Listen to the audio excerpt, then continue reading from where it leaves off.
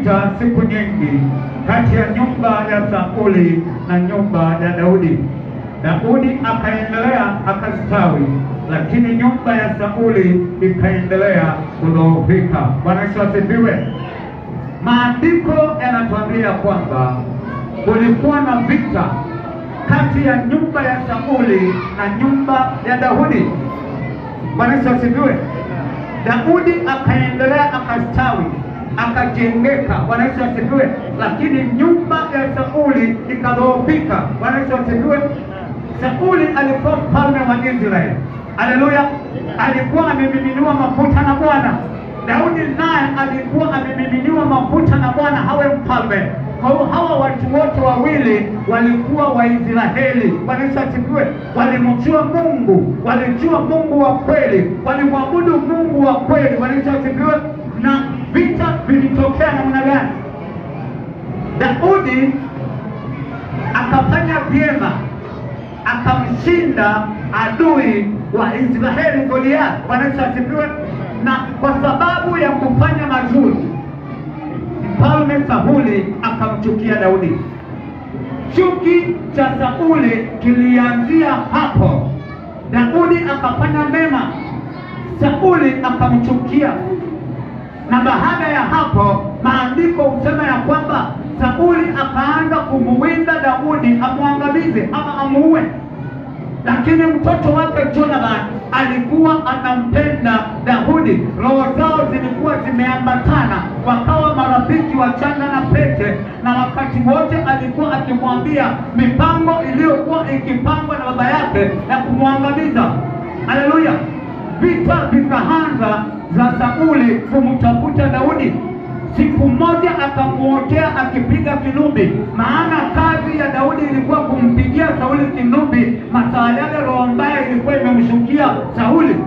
Na alipokuwa akimpigia kinubi, Sauli akachukua mkuki ampige Daudi amwangamize, akamrushia mkuki, lakini Bwana akamuepusha, ule mkuki ukagonga ukuta. Haleluya. Sio watu wote ambao wanakuchukia hawamjui Mungu. Bwana Yesu asifiwe. Na kinacholeta shida, kinacholeta chuki ni kwa sababu ya wivu. Sauli aliingiwa na wivu baada ya Daudi kwenda kumwangamiza Goliath, na watu wakaanza kuimba kina mama wakisema ya kwamba Sauli ameua maelfu. Bwana Yesu asifiwe. Na Daudi ameua maelfu 10. Haleluya. Akasema kilichosalia ni huyu kijana kupewa ufalme. Kwa hivyo akaanza kutafuta vile atakavyomwangamiza. Chuki uletwe na wivu. Bwana Yesu asifiwe.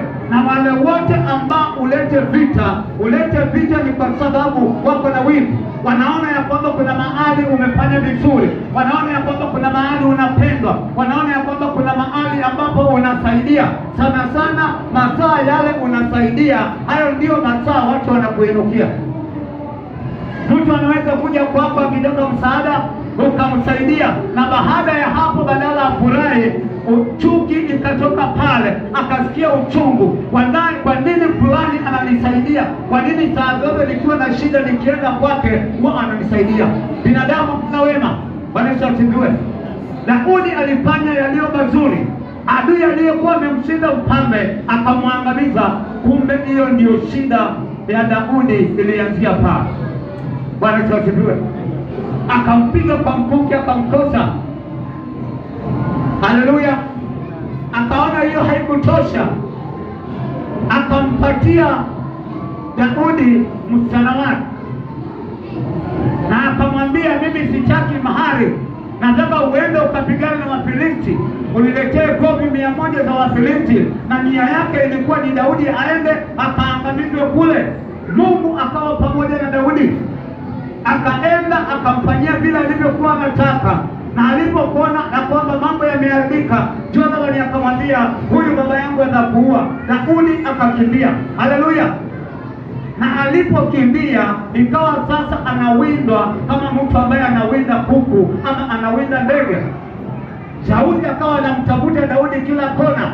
vita vikawa katikati ya Daudi na Sauli. Hakufanya kosa, lakini anatafutwa hauawe. Nataka nikwambia kwamba ukiona ya kwamba kuna mtu hasikii raha na wewe, wacha kushinda ya kwamba Mungu, ukisema ya kwamba Mungu atakutetea, kaa mbali na mtu kama yule. Bwana asifiwe. Ili asiweze kujua njia zako, asiweze kujua umeamkaje, asiweze kujua umeshindaje, asiweze kujua mipango ya kwako. Daudi alipojua ya kwamba Sauli ameamua na hajapanga kurudi nyuma, alitoroka. Kukimbia imaanishi ya kwamba wewe ni mwoga. Bwana asifiwe. Haleluya. Kwa hivyo masaa mengine tuache kumweka Mungu kwa mizani na kusema ya kwamba Mungu yuko pamoja nami, atanipigania na atanitetea. Daudi aliondoka, na alipoondoka Sauli alimtafuta usiku na mchana. Bwana asifiwe. Lakini cha kupendeza na ambacho nataka nikwambie siku ya leo na wewe ukishike na ukitende ni kwamba ijapokuwa Sauli alikuwa akimtafuta Daudi, Daudi hakujaribu hata siku moja kumchukia Sauli. Haleluya. Maana aliheshimu yale mafuta yaliyokuwa juu ya mfalme, na kila mara alipokuwa amejificha, alipopata nafasi ya kuamwangamiza Sauli, maana kuna wakati alimpata katika pango, Daudi alikataa kumwangamiza. Wafanyakazi wake wakamwambia tumuue huyu, akawaambia hapana, usiweke mkono wako kwa mtu ambaye amechaguliwa na Bwana. Haleluya. Mahali pengine akampata amelala, akachukua kile kibuyu chake cha maji, hakumkusa, na kwa sababu ya hilo tendo la kumheshimu yule mtu, Daudi Mungu alimpenda. Haleluya. Ukiwa Mkristo, usishindane na Mkristo mwenzako. Akiamua vita, wewe muombee mazuri. Haleluya. Akiamua kukupiga vita, wewe achana naye, wacha aendelee na vita vyake. Wewe zidi kumwomba Mungu na uendelee kumwombea yule mtu mazuri, maana iko siku mambo yatabadilika na Mungu atakukumbuka. Bwana asifiwe. Daudi hakumgusa, alipokuzana naye kwa milima, na akasema hataweka mkono wake juu ya mfalme, maana alijua ya kwamba yule mfalme alichaguliwa na Mungu. Japokuwa alikuwa ameamua kufa kupona, lazima Daudi nimwangamize, lakini Sauli aliendelea kumtafuta Daudi, na Daudi aliendelea kumtoroka, akijua ya kwamba mimi nilikuwa nikiua dubu na simba kule msituni. Alikuwa anaweza kumwangamiza yule Sauli kama alifanikishwa na Bwana kumwangamiza Goliathi. Sauli alikuwa kitu kidogo kwake, lakini aliheshimu yale mafuta yaliyokuwa juu ya Sauli. Bwana asifiwe. Waheshimu wa Kristo ambao wameokoka, hata kama wokovu wao ni kidogo. Wewe jifanye mchinga, wacha washinde wakikushambulia, wacha washinde wakikugombanisha, wacha washinde wakikutolea sadaka uharibike, wacha waendelee kukupungia mambo yako yaharibike, lakini Mungu atakutetea. Bwana asifiwe. Nyumba ya Daudi ikaendelea na ikafanikiwa, lakini nyumba ya Sauli ikadhoofika, kwa sababu Sauli alimuinukia mtu ambaye hakuwa na makosa. Wacha wakuinukie, usifanye kosa lolote kwao. Bwana asifiwe. Wacha waendelee kufunga kwa sababu wanataka uangamie. Wewe usifunge kwa sababu yao mambo yao yaharibike. Funga, Mungu awaonee huruma. Haleluya. Waache wakutolee sadaka ili usipate kazi. Endelea kumwomba Mungu, Mungu anaona. Bwana asifiwe. Nyumba ya Daudi ikafanikiwa, lakini nyumba ya Sauli ikadhoofika. Bwana asifiwe. Amen. Utaendelea, maadui zako watadhoofika. Bwana asifiwe. Mambo yao yatasambaratika, watakuona tu ukiendelea. Haleluya. Watajaribu kila mbinu. Sauli alijaribu kila mbinu ili kumwangamiza Daudi, lakini Daudi hakufa, maana Bwana alikuwa pamoja naye. Mungu yuko pamoja na wewe mpendwa. Haleluya. Hawatakufanya chochote. Na Jumapili tukaambiwa ya kwamba hata unywele wa kichwa chetu hautapotea. Bwana asifiwe. Kama unywele hautapotea, hata mali yako na watoto wako watakuwa salama. Bwana asifiwe. Haleluya. Daudi alimwamini Mungu, na alimheshimu Mungu. Na wewe muamini Mungu na umheshimu Mungu. Bwana Yesu asifiwe. Ili mambo yako yakapate kuwa mazuri. Haimaanishi ya kwamba Daudi hakuwa na madhaifu yake. Alikuwa na madhaifu yake, maana alikuwa mwanadamu. Hata wewe ujiseme ya kwamba mimi ni mdhaifu, siwezi kutendewa na Bwana vile ninavyotaka. Hapana, kinachohitajika ni kumshikilia Mungu na mikono miwili na kumwamini na kujua kwamba anaweza akakupigania. Vita si vyako hivi. Bwana Yesu asifiwe. Daudi alijua vita hivi si vyangu, na nikiamua kupigana na Sauli ataniua, maana ni mfalme na hapa na jeshi, na mimi niko na Bwana. Kwa hivyo wacha niendelee kumwamini Bwana, Bwana atanipigania. Vita mpendwa si vyako, waacha washughulike, wewe shughulika na Mungu wako. Haleluya. Waacha waendelee, wewe mtazame Yesu Kristo, ushughulikie. Shughulika na mambo ya Mungu wako, shughulika na huduma ya Mungu wako, shughulika na kazi ya Mungu wako. Waache wapambane na wewe, maana wanapambana na Mungu, sio wewe. Aliye ndani yako ni mkuu kuliko wao. Bwana Yesu asifiwe. Haleluya. Sauli hakuangamizwa na Daudi, lakini alikuja kufa katika vita, na Daudi akawa mfalme. Bwana Yesu asifiwe. Na mimi nataka nikwambia kwamba wale wote ambao wanapambana na wewe, siku yao inakucha, lakini jiepushe, usiwe sababu ya kifo chao. Mkono wako usiwe pale. Bwana ashughulike na wao, awainulie maadui mahali pengine wakapigwe huko, lakini usiwapige wewe. Haleluya. Usimpige adui yako yeyote, mwachie Mungu. Wewe endelea kuomba, endelea kumwamini Mungu, endelea kumlilia Bwana wa majeshi, zili kumwita Yesu Kristo, ukumwambia kwamba nitetee, nipiganie Bwana, vita hivi siviwezi, wewe tu pekee ndiye msaada wangu, hayataingilia kati.